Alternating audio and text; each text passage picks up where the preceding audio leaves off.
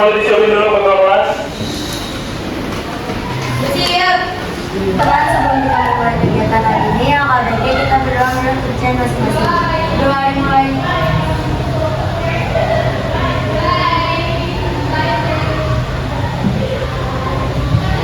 Sudah selesai. Memberi salam.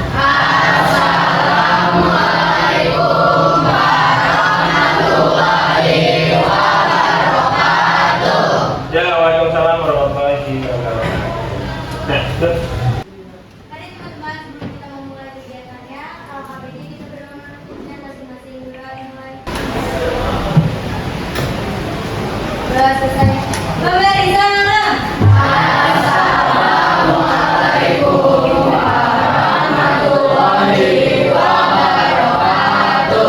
ya, waalaikumsalam warahmatullahi wabarakatuh semuanya.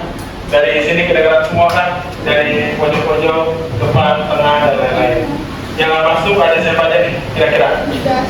Ada Jasmine, Albert, sama Salsa. Oke, karena melanjutkan materi yang sebelumnya ada yang kemajemukan, mungkin kemarin kita belajar soal teisme, pluralisme, atau juga endogen dan eksogen.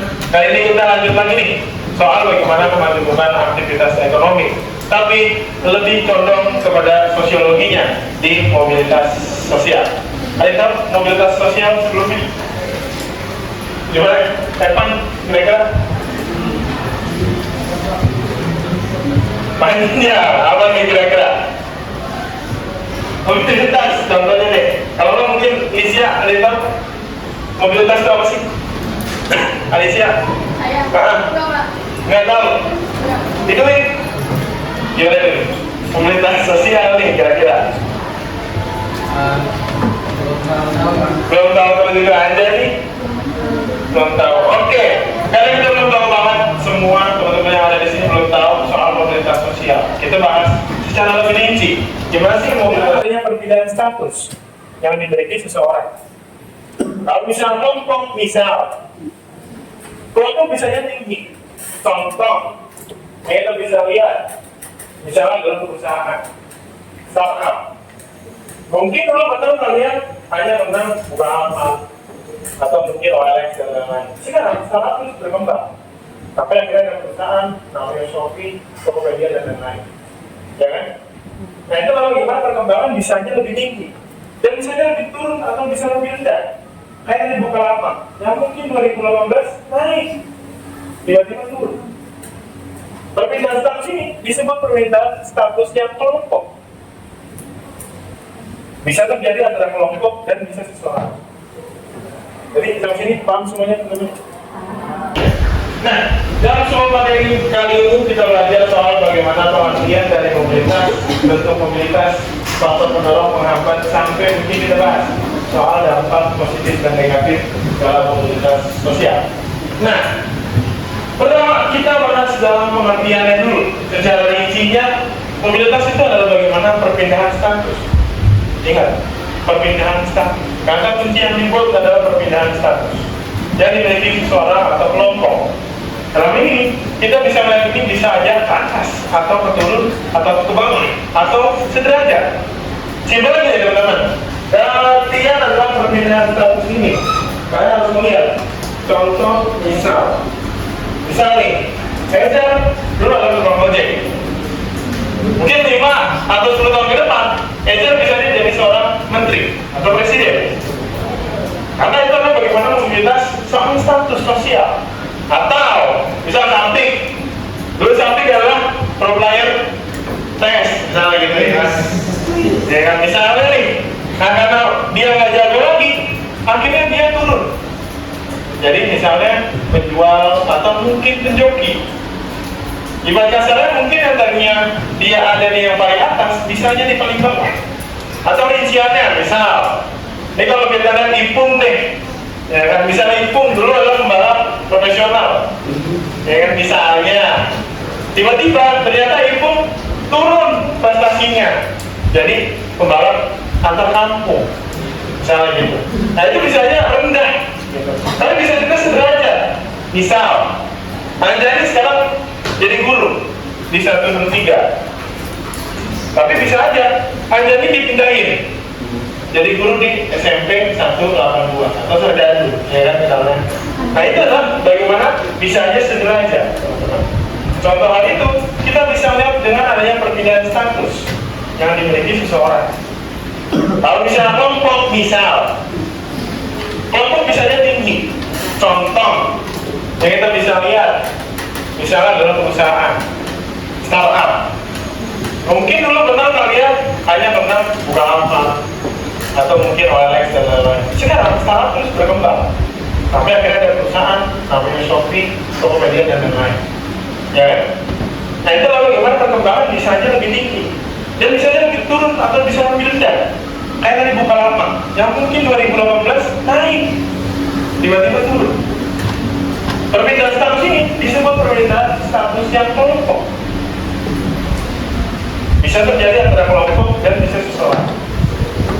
Jadi kalau ini dalam hal ini kalian mempelajari bagaimana itu bersifat vertikal. Vertikal dianggap kalau misalnya seseorang itu bisa aja lebih dari derajat sebelumnya.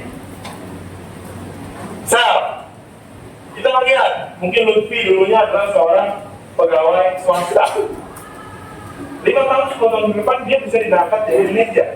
Hal itu adalah bagaimana seseorang bisa yang tadinya sederhana atau rendah bisa ke yang tinggi.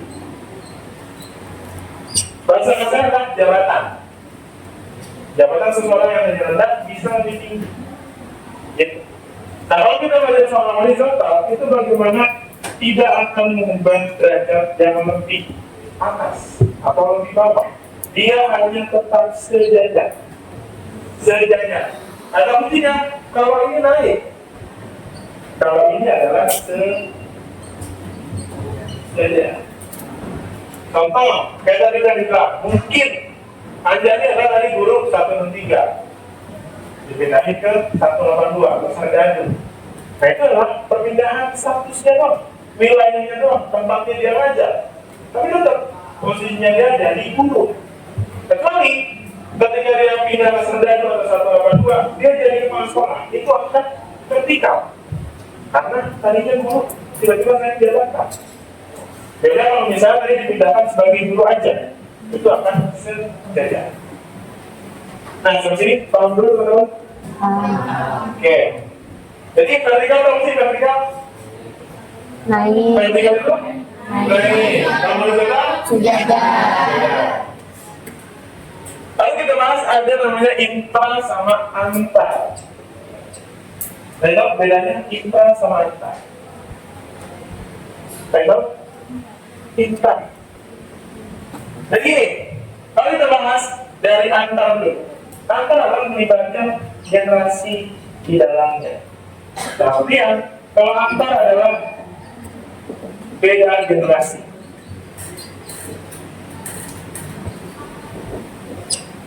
Contoh, misal, ini kalau kita Ejar, mungkin bapaknya Ejar adalah misal ya, tukang ojek. Tapi Ejar ketika udah dulunya adalah bapaknya tukang ojek, Ejar punya jabatan. Setelah dia lulus kuliah, misalnya Ejar jadi seorang karyawan, entah itu karyawan swasta atau mungkin dia bisa jadi manajer di 5 tahun ke depannya. Nah itu bagaimana melibatkan beda generasinya antara bapaknya dan anaknya. Lebih contoh lagi misal kita melihat Said Saidi. Misalnya Saidi dulu adalah seorang bapaknya adalah seorang guru. Tiba-tiba ketika Saidi lulus kuliah, Saidi jadi seorang pemimpin perusahaan.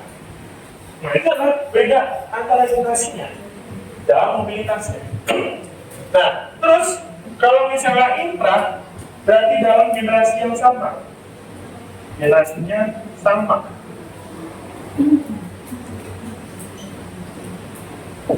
Dalam artian contoh misal Ejar, karena Ejar mungkin kelas 7-nya rata-rata nilainya 90 atau 95.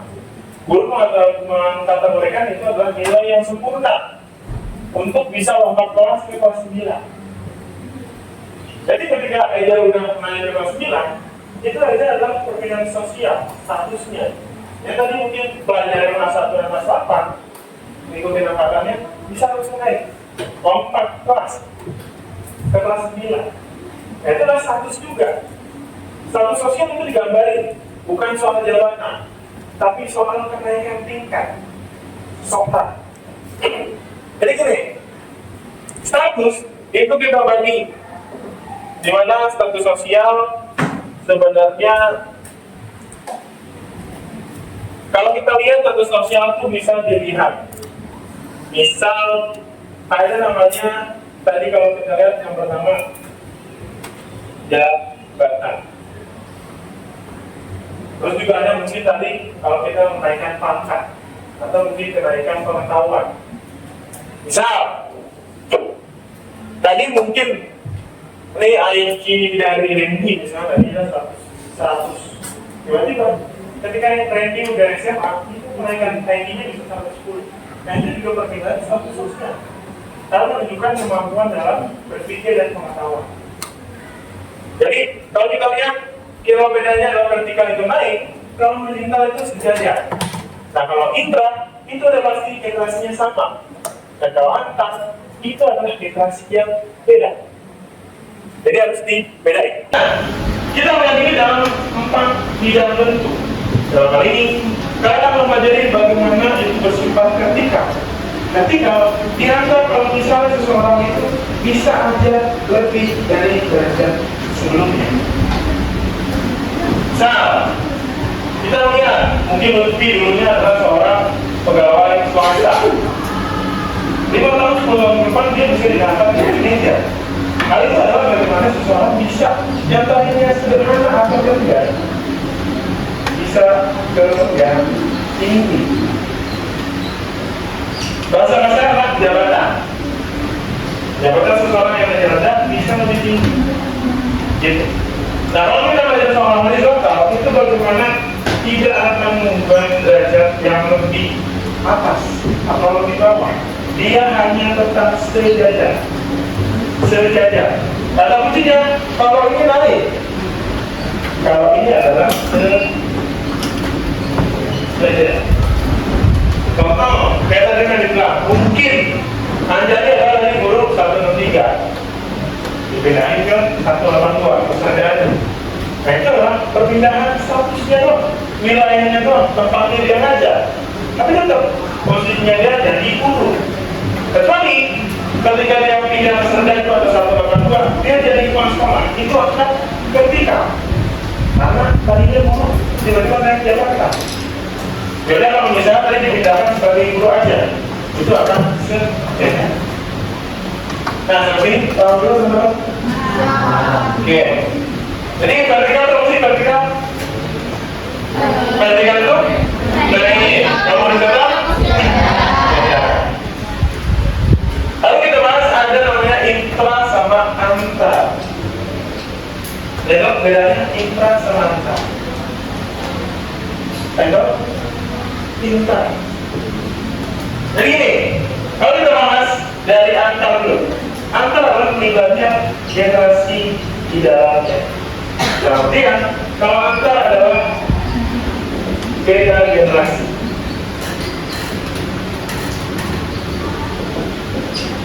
Contoh, misal, ini kalau kita Ejar, mungkin bapaknya Ejar adalah misal ya, tukang ojek.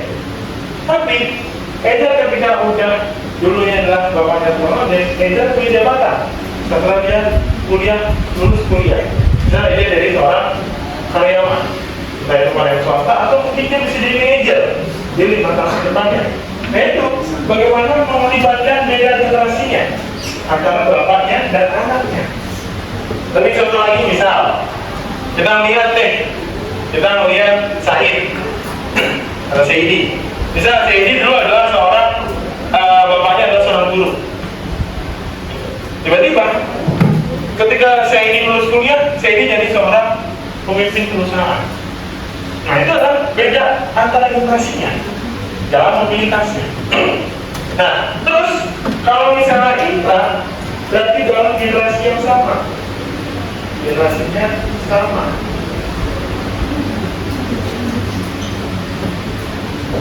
Contohnya contoh misal Ejar Karena Ejar mungkin kelas 7-nya rata-rata nilainya 90 atau 95.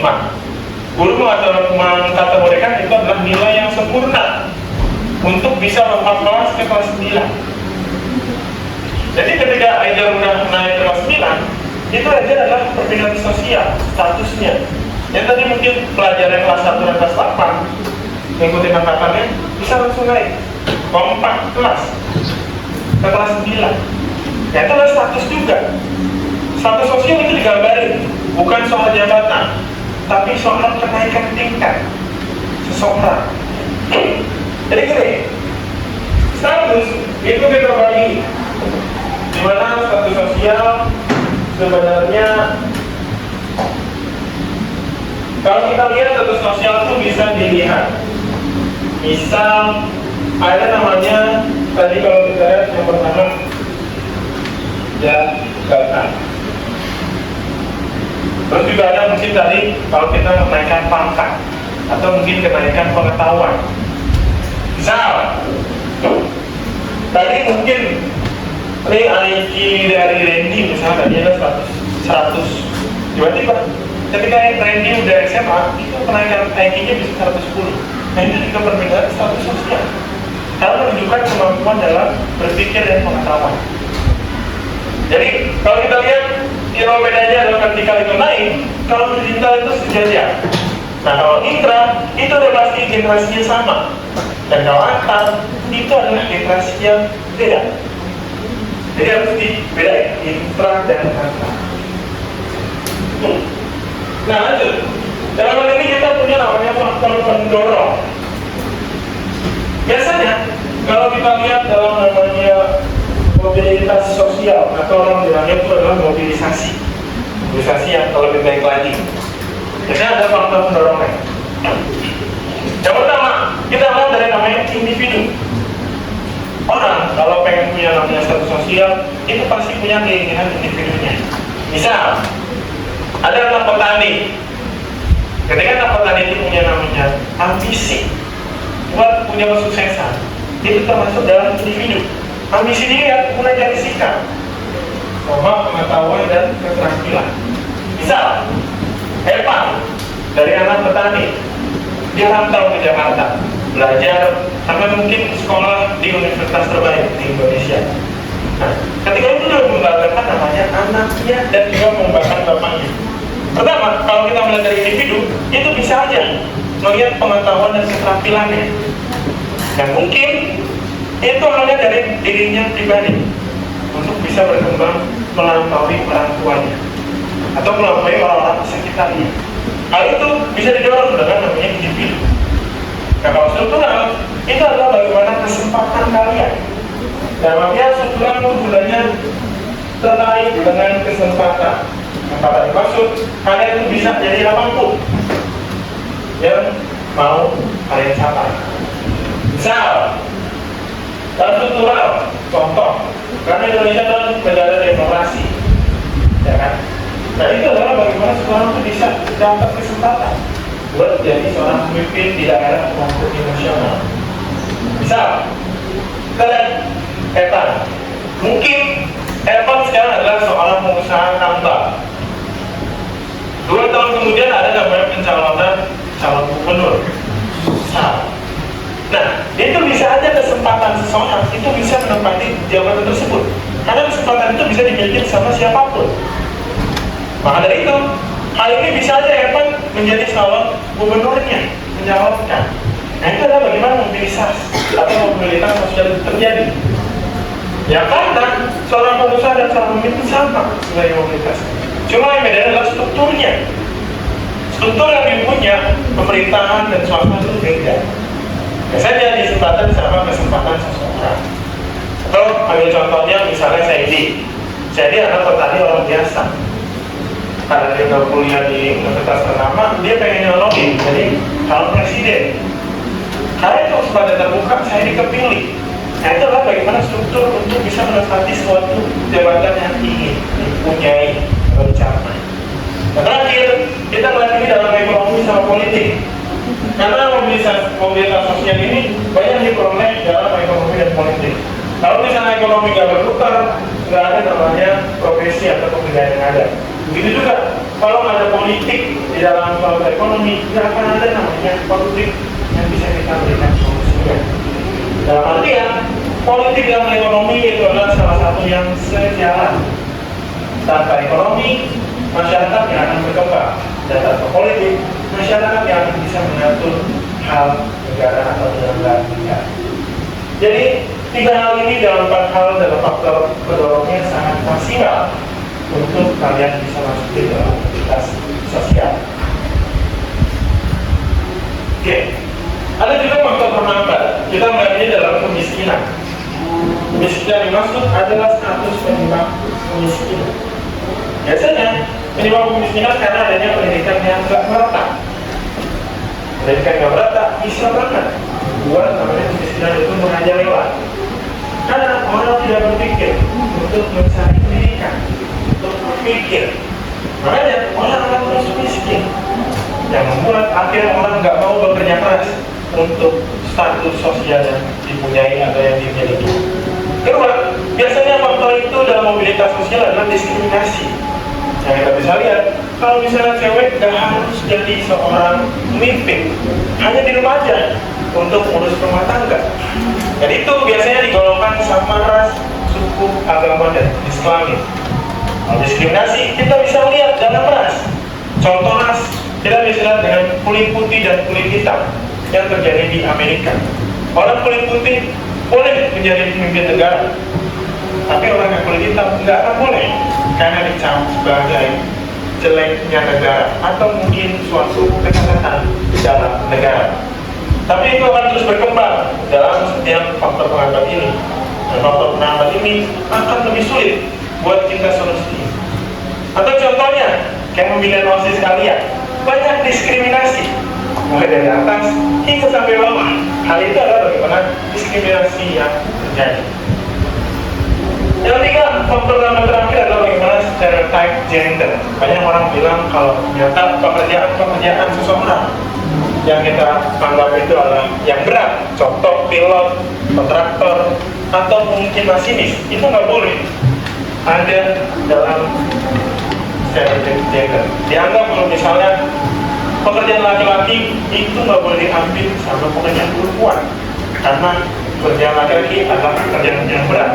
Perempuan hanya digunakan untuk alat rumah tangga aja, gitu teman-teman. Dan yang jadi faktor menghambat bagaimana kemiskinan, diskriminasi, dan kekerasan terjadi dalam hal untuk menghambat mobilitas dalam artian status sosial yang dimiliki. Dan yang terakhir, kita akan melihat dampaknya. Dalam dampak, kita melihat bagaimana dampak positif. Dampak positif dari kampanye mobilitas sosial adalah mendorong seseorang buat maju. Dalam artian, tidak bisa hanya terus maju, mendorong perubahan.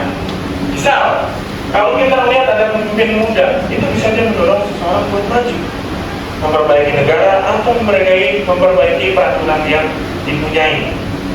Atau dengan mobilitas sosial, karena tadi strukturnya kita bisa sempat atau kesempatan kita buat mengambil posisi yang dipunya, kita bisa melihat teman-teman kalian banyak yang nyalonin jadi ketua OSIS untuk mendorong namanya kemajuan dalam diri seseorang. Atau juga misalnya mempercepat perubahan sosial. Kita bisa lihat ini dalam artian COVID-19. Dengan adanya COVID-19, orang yang tadinya belajar hanya tatap muka bisa melalui online. Hal itu bisa mendorong mobilitas sosial agar tidak ketinggalan dalam pembelajaran, dan status sosialnya akan lebih berubah. Misalnya, kalau misalnya kita lihat dalam mempercepat perubahan ini tidak ada, orang akan stagnan kelasnya sampai menunggu pembelajaran tatap muka. Dan hal itu bisa memperburuk keadaan dari siswanya. Akhirnya banyak mungkin siswa yang tidak mau lagi sekolah.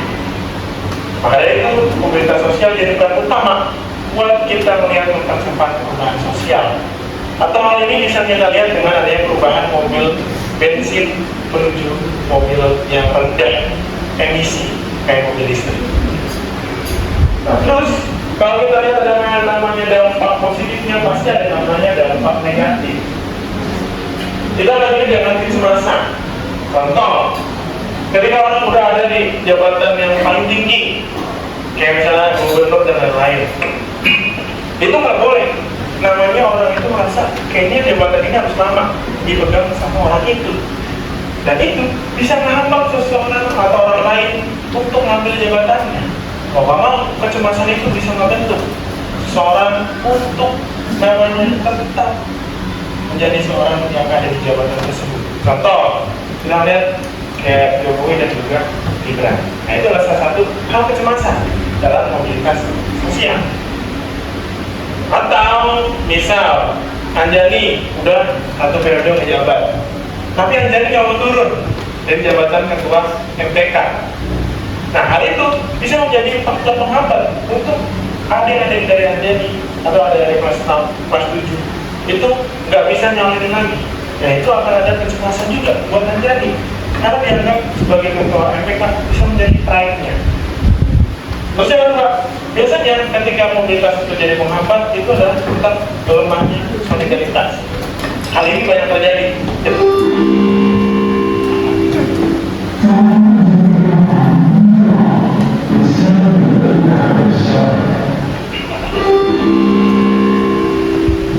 Hal ini banyak terjadi soal melemahnya solidaritas. Karena ketika orang-orang udah individualisme, itu nggak akan memikirkan kelompoknya. Hal itu bisa lebih pengaruh buruk bagi negara atau mungkin kelompok tersebut. Terus yang terakhir adalah memicu adanya konflik. Ketika semuanya kita lihat ada penghamburan sosial, pasti banyak orang bisa terus. Contoh, kita yang mungkin Anjani pengennya 2 periode, tapi orang udah pengen ganti, karena harus ada namanya regenerasi. Hal itu bisa memicu adanya konflik antara yang pro terhadap Anjani maupun yang kontra sama Anjani. Hal itu kita bisa lihat dalam faktor penghambat mobilitas. Lalu kita juga akan sedikit ngasih kuis biar teman-teman bisa sedikit tracing lagi dari apa yang sudah dipelajari. Boleh dulu nih teman-teman di scale melalui handphonenya. Oke? Oke? Apa? Boleh? Kalau bisa nggak data di scan dulu teman-teman. Di scan semuanya, bapak tunggu di scan ya. Aman, semua aman. Lalu kita ada pertanyaan. Oke, bisa. Lebih bisa lebih. Siapa? Bisa. Apa sih? Hah? Gak usah. Bebas.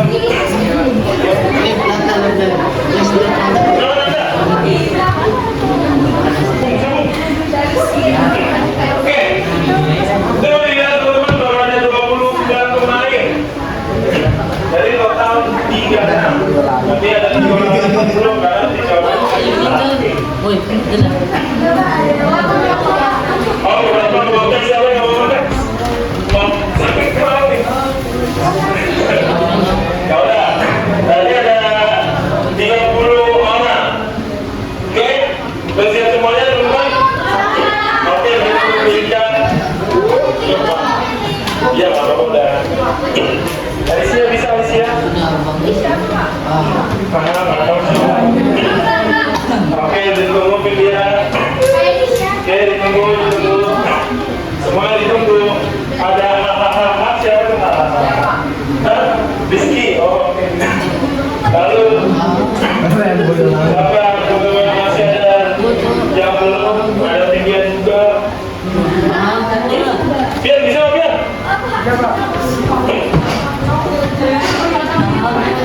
Kita masih nunggu Kenzi juga.